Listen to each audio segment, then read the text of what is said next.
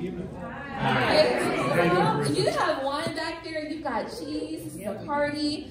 Y'all should be psyched up for what's going on in Lyle Township. So, again, my name is Theresa Lee. I'm a partnership specialist, and thank you all for having us here. My colleague in the back, the lovely Yolanda, she'll be passing out some folders. I actually used to be a teacher back in the day, a former educator, so I love referring to handouts as well. So make yourselves at home. They gave me 30 minutes. I'm gonna really try to stick to that. This PowerPoint that's coming up, it's for the public to consume. So Diane and Joe back there, they'll be able to let you all know that you can review it at your own leisure. So don't feel like you have to jot down a million things that I'm saying. So, well, in case you're not aware, we're 162 days out until April 1st, Census Day. So time is ticking. You have a lot on your plates for next year. Of course, voting is super important, and it kind of goes hand in hand with another part of our democracy, and that's with the census coming up soon. And we need all hands on deck. And I love meeting with you all because you all are my movers and shakers, and you're highly involved in your communities. So Joe in the back, I'm gonna have you, he's gonna be my clicker, my makeshift IT person. And we'll go on to the next slide. Now, I won't go through all of these slides because we'll be here until breakfast. We'll have a slumber party tonight instead. But do your due diligence and you can review them. I'm just gonna pull out the meat and potatoes of what's in store for us for 2020. So in case you're not aware, this is our highly esteemed regional director, Mrs. Marilyn A. Sanders. We're actually based in Oakport, so we're not that far from here. That's our regional office. And then Yolanda and I, we actually work downtown. So Mrs. Sanders couldn't be here tonight, but she sends us both. You're in great hands. And we're letting you know that actually we're not in charge for the Midwest of just Illinois. We also cover Indiana, Iowa, Michigan, Missouri, Minnesota, our neighbor to the north, Wisconsin, and our sibling to the south, Arkansas. So there's 8 states that we have to cover. And so we're working really diligently to make sure that we get a complete and accurate count. That is our goal. So do not shoot Yolanda and I. We're just the messengers again. I know it's become very contentious in the news, but again, like we said, our goal is to count everyone once, only once, and in the right place, no more, no less, and that's it. So next slide, please. So with the next slide, you'll have to excuse us, it's a PDF instead of a PowerPoint, but right here, so our leadership, I think it's kind of neat. Mrs. Sanders has given you her contact information, her email and her phone number, and so she has an open door policy. We want to make sure you all, whatever feedback or input that you're concerned about, we want to hear it for sure. We're public servants of you all, so that is her contact information above. Okay. Next slide, please. So I'm preaching to the choir. Everyone here is pretty knowledgeable about the census. In fact, while we were at the table in the back, we got a lot of folks that were returnees. So raise your hand if you worked for us or you were somehow involved in the last 2010 census a decade ago. I know it's hard to think about what you did last night, let alone 10 years ago. But okay, so we got some seasoned veterans in the room. We're hoping to acquire your talents and skills this time around, again, as we're hiring. But we want to let people know it's actually a constitutional mandate. We've been doing this since 1790. And so it's a big deal. It's something that happens every 10 years, and we've got to make sure we do it correctly. So we want to let people know as well, think about it this way. We are counting everyone from remote Alaska to tribal lands, all the way to Guam, Puerto Rico, and the islands. So this is one of the largest endeavors that we have to take on as a nation.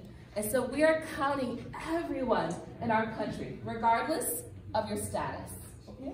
So that issue has been decided by the Supreme Court. You know, I know that's been up in the news lately, but it's been decided. So we wanted to let you know one of the lovely handouts that you may have in your folders, if you can open them up. There is a handout that's a gray one, and it's called the 2020 Census and Confidentiality. So we want to let people know nowadays, you know, they ask Theresa or Yolanda. She's the lovely Vanna White back there with her little handout for you all to refer to. That actually your information that you provide to us is actually safe, secure, and confidential. And federal law means that it's on your side, Title 13. So we do not, okay? And this is very, very important in this climate that we're in, of course. It's very tough. But we do not, and I repeat this over and over, we do not report to any local nor federal law enforcement agency. So no ICE, no Homeland Security, no FBI, CIA, IRS, local police, on and on and on and on.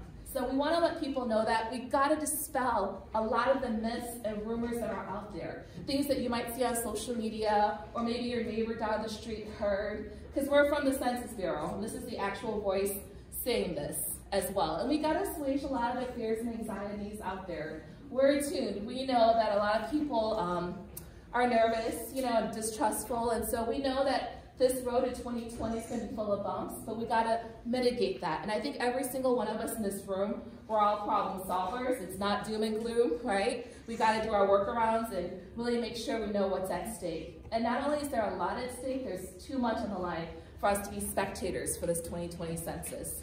Okay? So next slide, please. So again, letting people know, I'm preaching to the choir here, you all are on board, but it's the average John or Jane Doe that may not know it outside. So we cannot leave this message in this room tonight. I know you all count on this, I know you go out to your communities. It's about taking that message about how important the census is back to the streets and to the people that you interact with on a daily basis. Because guess what? It's a busy year next year, we've got a lot on our plates, and sometimes the census is bottom of your priority, when it should actually be one of the highest ones, because it's something that you do that affects your quality of life on a day-to-day basis. So we gotta educate folks about the process, okay? So besides just making sure it's a constitutional mandate, Article 1, Section 2, we gotta let people know as well that there's a lot with this involved and the implications of that. For instance, there is over $675 billion at stake of federal funding that gets allocated. That does trickle down to Will County and DuPage County and Naperville and Lisle Township.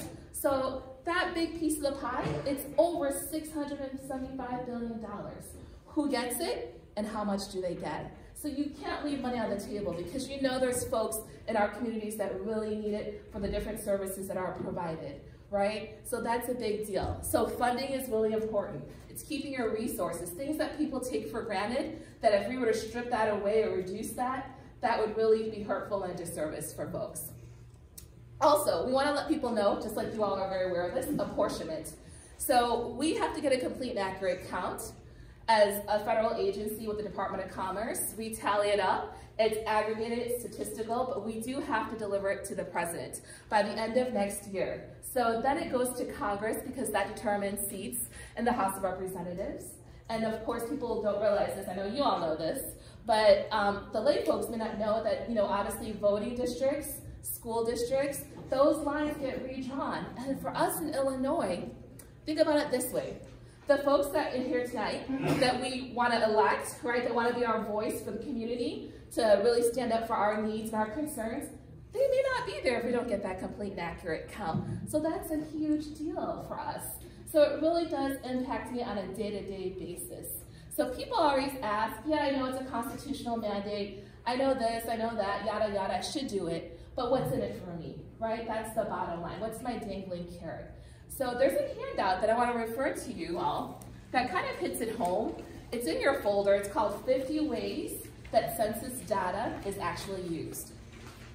So if you dig in your folders, it looks like this. It's got a lot of bullet points on it. It's a handout like this. And it lets you know that unless you live on an island or another planet, we all use our roads. We all use our infrastructure. The fact that you might have a metro train stop here, that was based on due diligence as well. Our hospitals, our firemen, our schools, everything that we use, right, on a regular basis is all determined by census numbers. And census data is so powerful. People do not realize how precious census data is. Because when we have data, that's what we use, right, for policy making, for decision making, for legislation, that we can show that we have X number of seniors, and that's why we need this senior recreational center. Or if we know in our communities, our neighborhoods, we have X number of babies and toddlers, that's why we need to have more daycares built. So that's something that's so major that people don't understand, that it really does transform your life, data. Okay? And so next slide, please. Joe, could you go to the next slide? Thank you. So we're going to scroll down to the next slide. It's about the environment. So we're letting you know at the Census Bureau, you see a lot of circles and bubbles, but we are not in a bubble. Okay? We are very attuned to what's going on. We know that there's folks that are on the move, folks that sometimes don't always update their information. We've got folks that are distrustful of government as well. And so, like I said, we know that there's going to be a lot of barriers and challenges, but we have to come up with ways to mitigate that because we understand how this data really does impact us. And it's not about now, and it's not about next year. You've got to have the foresight to think census data lasts for 10 years and beyond. So this is something that you're doing that take a couple of minutes out of your time to do and fill out, that's simple and safe and significant. It will affect you, your children, your families for 2030 and beyond. So that is major. You got to think about it that way. It's not about next year, but 10 years. So that's big. So next slide. And so the next slide has to do with the redesign. So this is a very technical slide. I just want to walk it through briefly and break it down. So letting people know, last time in 2010, help me out. How did you get your questionnaire last time? Think back. How did it come? Mail, exactly. So we're not throwing the baby out with the bathwater. You'll still be able to get it in the mail. That's one choice, is the mail, good old-fashioned paper copy. Number two, nowadays, we have a live voice, especially in the days of computer and automation. It's nice to have a human being. So you're able to call in as well and fill out your questionnaire. That is the second choice. Third choice is you are going online, and that is the big game changer. For the first time, the 2020 census will be available via internet. But my little disclaimer is this. We know that not everyone has equal access to broadband, and so we want to partner up, and we've been doing this with the libraries, with our schools. If you all have areas that you know are public that will have computer kiosks and terminals available, we're inviting folks to come in, take a couple minutes, get online at this computer station and fill it out. So we want to make sure that everyone has access to be able to fill out their census questionnaire. So those are the three ways: paper, phone, or online. And also languages. This is a big deal for us because we're not that far away from Chicago. Even out here in Naperville, it's pretty diverse. You have a little model UN here. And even in rural areas, you've got pockets of emerging populations. So we want to make sure that there are accommodations for folks when their English is not their first language. So if you get the paper copy, you'll be able to do it in English or in Spanish. So two options for paper. If you decide that you want to go online or with the phone, those two modes, then they're available in 12 languages. And I can send you the 12. Now these are 12 official languages besides English that have been surveyed across the households in the US that are the most popular. So at the top, you've got Spanish, you've got Korean, you've got Chinese, you have Vietnamese. Anyone know when they speak Tagalog? It looks like Tagalog, but it's Tagalog. Philippines, y'all are so smart, I knew it. I get folks that ask me that all the time and they don't know, so that's my little geography quiz. So you have Tagalog, we've got Polish, Russian, Arabic, Portuguese, French, and then you have Haitian Creole, Japanese, and the list goes on. So if it's not one of the official 12, let's say you speak Gujarati or Urdu or Farsi or Hmong or Thai, guess what? You have 59 other language assistance guides. And the folks that are on our team, we're pretty multilingual. Like I speak Vietnamese, and we got folks in our office that speak Chinese and Polish and Korean. So we want to make sure that the folks that are hired on by us look like you and that are able to accommodate with language skills. Okay? And then lastly, what we're kind of notorious for is that if you don't respond, then the fourth method, I really don't mention it, but it's the least ideal, and that is the non-response follow-up. So if you don't fill it out or you miss part of it, that's when we have to come knock on your door, okay? So that is the least ideal option. It's the costliest part of our operations. For me to send out multiple people to Yolanda's door, we can take that money and use those funds for our kids, for our seniors, for our veterans, people experiencing homelessness instead. So we're very persistent, y'all. We make multiple attempts. So we're telling you now, straight up, this is the direct truth. If you don't want to see us, fill out this questionnaire. End of story. So, okay, next PowerPoint slide, please. Okay, this one is I'm going to skip this one. It's saying that we're streamlining the process of operations. So next slide. And that will come up with cybersecurity. I think that's the next one. So now that we're going online, we do understand we're taking every single precaution to detect any vulnerabilities and breaches and whatnot. To let you all know how serious data stewardship is, Yolanda and I, we actually take an oath for life. We actually face up to 5 years imprisonment or a fine of $250,000, which she and I together do not have. So it is a very big deal, privacy and confidentiality. Okay, next. We can go on to the next one, please. Oh, thank you. So the next slide has to do with recruiting. So you probably saw our lovely table in the back. We are hiring. So anywhere that you live is where you're working. We want to keep you local because you all are my trusted voices for the community. It's definitely not me or Yolanda with a badge, right? It's going to be folks from your communities that know the lay of the land, that look like you, that speak your language, that knows the ins and outs. And so we want to make sure that we get the right folks from this area, working for this area, because you all are my gatekeepers. It's got to be local folks that have a stake in it, that are homegrown. And so we want to let you know that they're not just knocking on the doors, field jobs, that we also have clerical, admin, supervisory. We're opening up all these localized area census offices, and the pay rate is $18 to $25 an hour. So that is great money. So anyone, if you know of anyone that's college students, retired folks, people in between jobs, maybe you have a 9-to-5 and you want to make some extra income, it's flexible hours, so you can work on the weekends and the evenings. Anyone have children over 18 in this room? Okay, grandchildren. Well, you need to get those grandchildren and children off your payroll and onto our payroll instead. So those jobs, again, we're needing a lot of folks.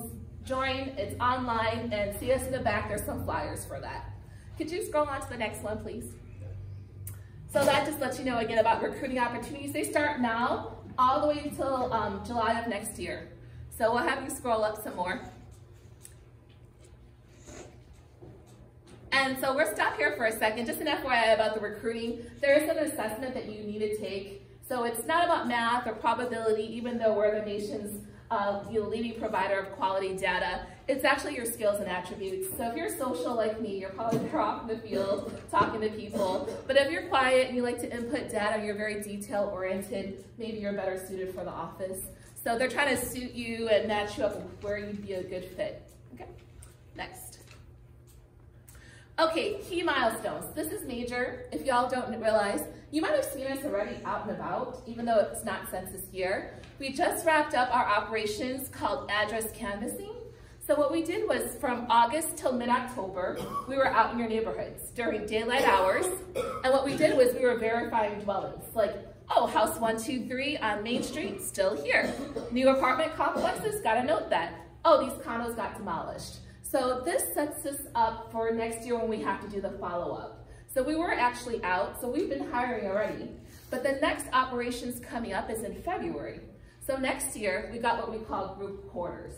So group quarters are places that people live that are not related.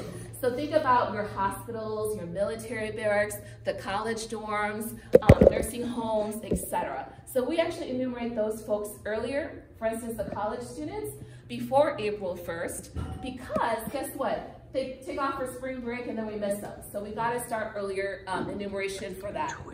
April 1st is Census Day. We mentioned to you all earlier, December 31st, by the end of next year, we have to deliver the counts to the president for apportionment, for Congress, and then for the states locally, by April 1st of 2021, that following spring, we have to give it back to the states for redistricting.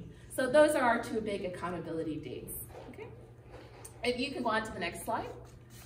So the goal of the partnership program, what do? We do outreach. We are engaging you all. You all are my key players and my stakeholders here tonight. And it's about educating folks and informing folks.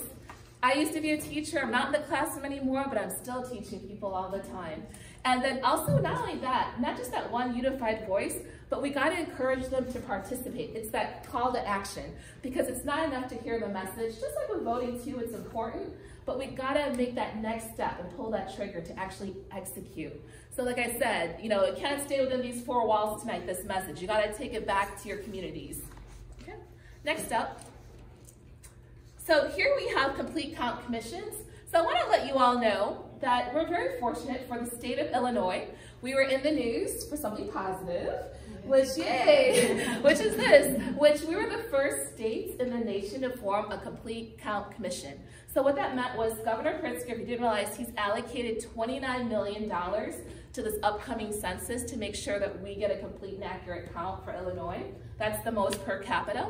And so there's grants being doled out right now as different organizations are asking for assistance. But that at the highest level, okay, there are folks on this commission, it's a committee pretty much, that are helping to do outreach to let people know that the census is coming, that it's important, and here's how you can get involved. So it's raising the awareness of it. Next. So let's call this, you know, Illinois Complete Count Commission. Next up, this is more you all. So we call them CCCs, Complete Count Committees. And guess what? DuPage County has been very involved. At the highest level besides Illinois, you've got the county. So DuPage County has formed a complete count committee. And so there's folks that are involved on the committee that could be you all to have a seat at the table. And then below that, we've got municipalities like Naperville here. The city of Naperville and the mayor has decided to also form a complete count committee. And that's to make sure that everyone gets counted, because we know that it's too important if we have anyone missing. Okay.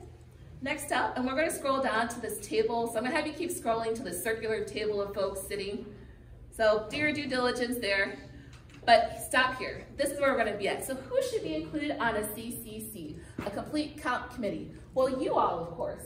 So at the highest level, it's usually the mayor that decides to form this. He or she appoints a chairperson. And then it's this beautiful spectrum of folks from diverse backgrounds. So you've got folks represented that are from, for instance, the schools, K through 12, early education. You've got higher ed, community colleges and colleges involved. You've got faith-based organizations invited, whether it's churches, temples, mosques, synagogues. You've got business folks, whether it's a local chamber of commerce, local mom and pop businesses. You've got foundations, and you've got charities, you've got nonprofits. For instance, it could be you all, for instance, here, right? It could be League of Women Voters, Rotary, Kiwanis, etc. It runs the gamut. And what it's saying is that, you know what, we really want to hear what you have to contribute. Have a seat at this table, because there's a place for you and for your voice to be heard. And that is major this time around. But representation, making sure your communities get what they deserve and a fair share of it. So that's what a CCC is about. Naperville, if you lived here, they have formed one. And so if you want to be involved, you can call up your mayor. And I have the point of contact person as well. We've been speaking with him as well. Yes. So let us know and be involved, because that's a way to give back. And I know you have many talents and skills and experiences in this room. Don't let it go to waste. Contribute. Okay, next up. And so sample topics, we'll kind of skip this for now, but I want to go on. I'm going to have you keep scrolling, Joe, if you don't mind. To community outreach, we'll talk about that. Y'all do a great job about that. Keep going. Or I talk about our partners, keep going. Forefront's a big deal in Illinois for that. Launch calendar we'll skip, but I want to go to the phases. Okay, so here's the, stop here. So we got hard to count demographics. These are folks that we know, historically speaking, have been the hardest to count. They have been overlooked, missed, and underrepresented. And guess what? These folks have the most to lose. And I can guarantee you, wherever you live, whether it's Lisle, whether it's Bolingbrook, whether it's Naperville, you can check off every single one of those folks there. Whether it's folks experiencing homelessness, our veterans, our children under 5, our seniors, our, you know, whatever the case may be, check, check, check, it's all there. So what are we doing? So we gotta make sure, we gotta be strategical and tactical to make sure we get that messaging out there to them. So if you can skip on to the next one. So I'm gonna skip new construction because it doesn't really apply to you all here. That's with governmental. Can you keep going, please? Communication phase, I'll just stop here for a second. So we're doing our touch points right now about educating folks. come January 1st, 2020, you will see us out in full force. So we will see a lot more media buyouts, commercial ads, newspaper, print, etc. Because we know we can't do this alone. We need all hands on deck, and you'll definitely see a lot of us out and about with the campaign for media. Okay, next. Data tools. If you haven't gone to our census.gov website, it's great. There's a lot of resources and materials and a treasure trove of just awesome things. So let's take a look at some of these tools. I'll have you skip down if you can keep going, Joe. Okay, this is really interesting. We'll stop here. We got to take a look at what happened in 2010. This is our past history. We got to do lessons learned and a reflection of that. Illinois, these are the 8 states that we're in charge of. If you take it to Illinois, 76%, 11th in the nation. So in 2010, 76% of Illinoisans mailed back their response rates, right? That made us 11th in the nation for participation. Okay, you've got all of our states. Wisconsin, anyone here from Wisconsin originally? No? What for? Oh, there you go. Well, y'all are #1. How about that in the entire nation?